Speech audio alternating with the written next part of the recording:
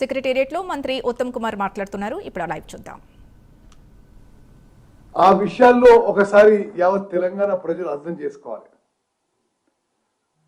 Kaleshwaram project అంతకుముందు doctor BR Ambedkar Pranahita Chevella project అని 38,500 కోట్లకి రూపొందించబడి ఒక 10,000 కోట్ల పనైన తర్వాత మరి గతంలో కాంగ్రెస్ ప్రభుత్వానికి పేరు రావద్దనో లేకపోతే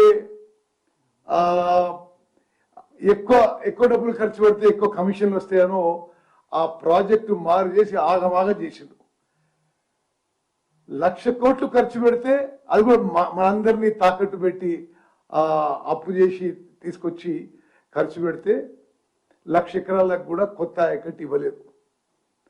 అదేవిధంగా ఇది సీతారాం సాగర్ది అంతకుముందున్న Rajiv Dummugudem lift irrigation scheme and Indira Sagar Rudramakota lift irrigation schemes రెండు కూడా మరి అవి అయిన పనులను వదిలేసి అబాండన్ చేసే ప్రాజెక్ట్ని సీతారామ లిఫ్ట్ ఇరిగేషన్ ప్రాజెక్ట్ని మొదలుపెట్టిండు.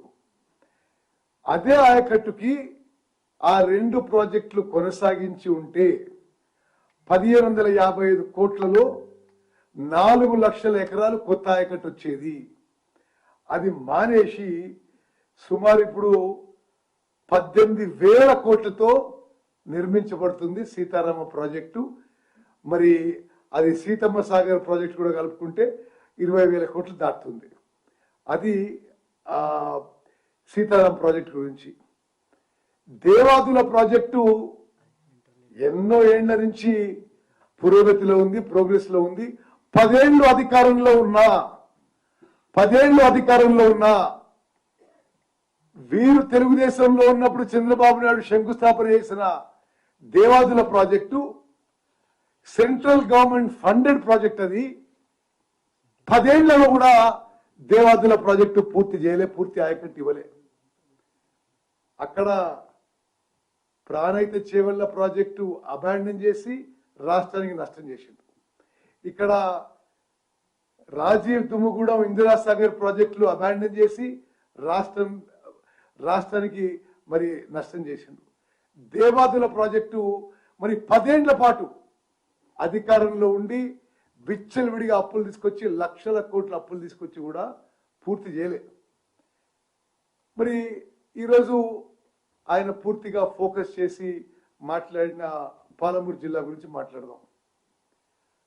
అప్పటికే పెండింగ్ లో ఉన్న ఆయనే అన్నాడు, పెండింగ్ లో ఉన్న ప్రాజెక్టులు కల్వకుర్తి, నెట్టెంపాడు, భీమా, కోయిల్ సాగర్ ఎందుకు పూర్తి చేయలేదో కేసీఆర్ గారు సమాధానం చెప్పాలి మహబూబ్నగర్ ప్రజలకు అని చెప్పి అడుగుతున్నా. అదేవిధంగా ఎస్ఎల్బిసి ఎందుకు పూర్తి చేయలేదో మరి నల్గొండ ప్రజలు అడుగుతున్నారు. డిండి ప్రాజెక్ట్ ఎందుకు పూర్తి చేయలేదో నల్గొండ ప్రజలు అడుగుతారు. మీరు శంకుస్థాపన చేసి ఎక్కడెక్కడ నాగార్జున సాగర్లో, మిర్యాలగూడలో, దేవరకొండలో, హుజూర్ నగర్లో మీరు మరి పెద్ద ఎత్తున ఎలక్షన్స్ కి 2 ఏళ్ల ముందు శంకుస్థాపన చేసి 1.5 years లో పూర్తి చేస్తా అన్న లిఫ్ట్ ఇరిగేషన్ స్కీమ్స్ ఒక్కటన్నా పూర్తి చేసిండ్రా? ఒక్కటి కూడా పూర్తి చేయలేదు. మేము ఆ పనులు టేకప్ చేసి ఇప్పుడు పూర్తి చేసే పనిలో ఉన్నాము. మరీ దారుణంగా పాలమూరు రంగారెడ్డి విషయంలో అబద్ధాలు చెప్పడం, ఇది ఒక 10 ఏళ్ల పాటు తెలంగాణ రాష్ట్రాన్ని